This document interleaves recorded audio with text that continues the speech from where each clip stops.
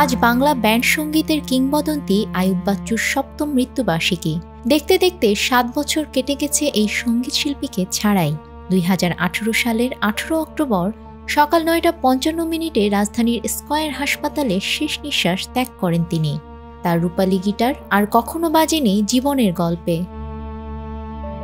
মাত্র ৬০০ টাকা হাতে নিয়ে ১৯৮৩ সালে ঢাকায় আসেন আইয়ুব বাচ্চু। এরপর তার যাত্রা শুধু উপরের দিকেই। জীবনের শেষ মুহূর্তে যখন ঢাকা থেকে চট্টগ্রামে ফিরেছিলেন, তখন তার সঙ্গী ছিল কোটি মানুষের ভালোবাসা। সঙ্গীত জীবনের শুরু ১৯৭৮ সালে। মাত্র ১৬ বছর বয়সে ব্যান্ড ফিলিংসে যোগ দেন। বান্ডেল থাকলে প্রতি সেনমানিতে টাকা বাঁচবে। বিকাশ সেনমানি বান্ডেল কিনে জিতুন প্রতি লেনদেনে।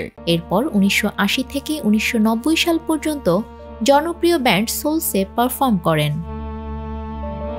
সোলসে থাকার সময় ১৯৮৬ সালে প্রকাশিত হয় তার প্রথম একক অ্যালবাম রক্তগোলাপ। ১৯৯০ সালের পর নিজের ব্যান্ড করার সিদ্ধান্ত নেন। সেই ভাবনার বাস্তবায়ন ঘটে ১৯৯১ সালে এলআরবি ব্যান্ডের জন্মের মাধ্যমে।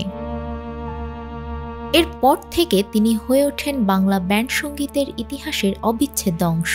এরপর একে একে প্রকাশ পায় সুখ, তবুও, ঘুমন্ত শহরে, স্বপ্ন, আমাদের বিস্ময় প্রভৃতি অ্যালবাম।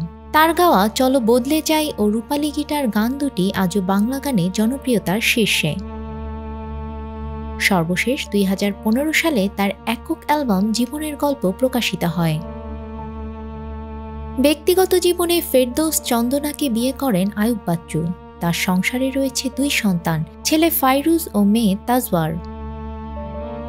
২০১২ সালে ফুসফুসে পানি জমে যাওয়ায় হাসপাতালে ভর্তি হন।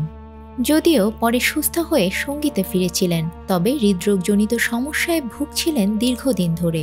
২০০৯ সালে হার্টে রিং বসানো হয় তার। জীবনের শেষ কনসার্টে তিনি অংশ নেন ২০১৮ সালের ১৬ অক্টোবর রংপুর জিলা স্কুল মাঠে। এর ঠিক ২ দিন পর ১৮ অক্টোবর ভোরে মগবাজারের বাসা থেকে হাসপাতালে নেয়ার পথে হৃদরোগে আক্রান্ত হয়ে তিনি পৃথিবীর মায়া ত্যাগ করেন। বাংলা ব্যান্ড সঙ্গীতের আকাশে তার নাম আজও উজ্জ্বল, উড়াল দিয়ে রয়েছেন স্মৃতির সর্বোচ্চ শিখরে। আফরিন আপ্পি, আমাদের সময়।